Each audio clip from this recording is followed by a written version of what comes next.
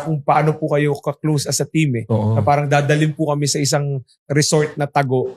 Tapos, yun po, gigisingin po kami. Para po kami magiging sundalo for 1 week. So kayo yung first batch ng First players batch po. that underwent the bootcamp. Opo, na wala po kaming Oo. kaalam-alam. Nakakala po namin yung usual lang po na training camp. Yung pala, wala po palang basketball. Kinuha po lahat ng cellphone namin. Tapos po, 1 week po kaming magkakasama lang. Tapos bigla pong, hindi nyo po alam kung kailan po kayo gigisingin eh.